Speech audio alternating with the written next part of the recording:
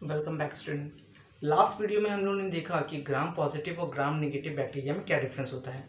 अब हम लोग बात करने वाले हैं रेस्पिरेशन इन बैक्टीरिया, यानी बैक्टीरिया में रेस्पिरेशन कैसे होता है। रेस्पिरेशन इन बैक्टीरिया, अगर मैं बैक्टीरिया लिख रहा हूँ तो प्लीज़ ये दिमाग में रखिएगा कि हम लोग बात मोनेरा के बारे में कर रहे हैं, यानी पूरी कॉन्सेप्ट जो भी, यानी हम सीधे बोल सकते हैं कि रेस्पिरेशन इन मोनेरा दो तरीके से हो सकता है। या तो एरोबिक कंडीशन होगी या तो एनारोबिक कंडीशन होगी। एरोबिक कंडीशन और एनारोबिक कंडीशन में अंतर ये होता है कि एरोबिक कंडीशन में ऑक्सीजन जरूरी है, एनारोबिक कंडीशन में ऑक्सीजन नहीं होता।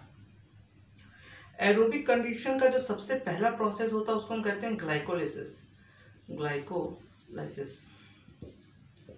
ग्लाइकोलाइसिस का मतलब होता है ग्लूकोज का ब्रेकडाउन, यानी ग्लूकोज को तोड़ा जाता है 2 पायरुविक एसिड में।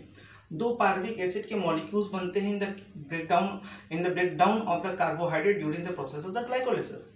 जब ये प्रोसेस हो जाएगा तो होता है क्रेब्स साइकिल। क्रेब्स साइकिल के बाद आता है इलेक्ट्रॉन ट्रांसपोर्ट चेन और उसके बाद आता है ऑक्सीडेटिव फॉस्फोराइलेशन। ऑक्सीडेटिव फॉस्फोराइलेशन यानी सबसे पहले ग्लाइकोलाइसिस होगा, फिर क्रेब्स साइकिल होगा, इलेक्ट्रॉन ट्रांसपोर्ट चेन होगा, फिर ऑक्सीडेटिव फॉस्फोराइलेशन। अब जरा इसमें कुछ बहुत इंपॉर्टेंट चीज, ग्लाइकोलाइसिस सेल के साइटोप्लाज्म में होता है, वहीं बाकी सारी जो प्रक्रिया होती हैं वो माइटोकॉन्ड्रिया में होती हैं। जब हम बात कर रहे हैं बैक्टीरिया की तो हम पहले ही जानते हैं कि बैक्टीरिया जो होता है वो प्रोकैरियोटिक सेल्स का बना है। प्रोकैरियोटिक सेल्स का मतलब क्या हुआ, उसका ये मतलब हो रहा है कि कहीं ना कहीं बैक्टीरिया के पास ऐसी सेल है जिसमें सेल ऑर्गेनल्स नहीं है। माइटोकॉन्ड्रिया खुद एक सेल ऑर्गेनल्स है, यानी बैक्टीरिया के पास सेल ऑर्गेनल्स में माइटोकॉन्ड्रिया नहीं होता। तो अगर उसके पास माइटोकॉन्ड्रिया नहीं होता तो इसका मतलब ये कैसे होता होगा, अब यहीं पर समझना है। Instead of mitochondria in the case of bacteria, all this process means Krebs cycle, electron transport chain, oxidative phosphorylation, everything happen in mesosomes. Mesosome ये एक साइटोप्लाज्मिक सेल ऑर्गेनल्स है जो कि बैक्टीरिया के केस में पाया जाता है, जहां पर एरोबिक कंडीशन में हो पाता है। दूसरी कंडीशन अगर हम लोग चलते हैं एनारोबिक के बारे में, अब समझते हैं एनारोबिक में क्या होता होगा। एनारोबिक में मोस्टली 3 चीजें हैं। पहली चीज अगर हम ऐसे समझें तो सबसे आसान है फर्मेंटेशन। दूसरी को हम कहते हैं प्यूट्रिफिकेशन और तीसरी को कहते हैं डिकेइंग। क्या होता है अंतर? फर्मेंटेशन एक ऐसा प्रोसेस है जिसमें ग्लूकोज, या हम ऐसे समझें कार्बोहाइड्रेट ब्रेक डाउन करता है और बना लेता है एनर्जी, यानी हमें कार्बोहाइड्रेट से एनर्जी मिली तो fermentation. In the absence of oxygen, oxygen यहाँ पर नहीं है। प्यूट्रिफिकेशन में यही चीज होता है, यहाँ पर प्रोटीन टूटता है और एनर्जी देता है। तो अगर प्रोटीन टूट के एनर्जी मिल रही है तो इसको हम प्यूट्रिफिकेशन कहेंगे। और अगर डेड डिकेइंग ऑर्गेनिज्म, स्पेशली हम कह सकते हैं ऑर्गेनिक सब्सटेंस है, वो टूट रहा है और एनर्जी दे रहा है तो उसको हम डिकेइंग कहेंगे। तो एनारोबिक की कंडीशन में ये केसेस होते हैं और एरोबिक की कंडीशन में ये केस होता है। अब इन दोनों के बेसिस पे बैक्टीरिया 4 टाइप के होते हैं। सबसे पहला जो होता है उसको हम लोग नाम देते हैं ऑब्लिगेट एरोब्स। ऑब्लिगेट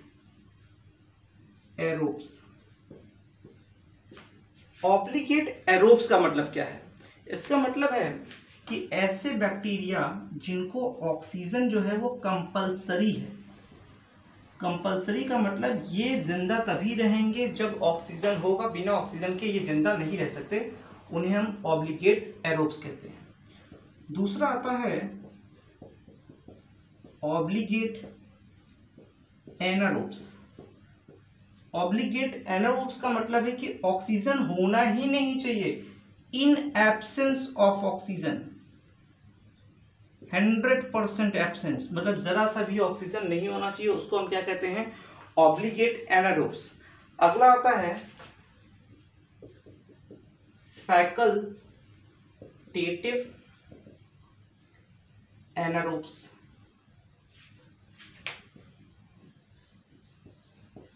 अगर हम फैकल्टेटिव एनारोब्स की बात कर रहे हैं, यानी हम यहाँ वर्ड यूज कर रहे हैं एनारोब्स, तो ये मतलब होगा कि ये नॉर्मली जो है एरोबिक है, but can survive in anaerobic condition. मतलब एनारोबिक कंडीशन भी है तो ये एरोब्स, लेकिन अगर एनारोबिक कंडीशन आ भी गई ना तो भी ये सरवाइव कर सकते हैं। इसी तरीके से अगला होता है फैकल्टेटिव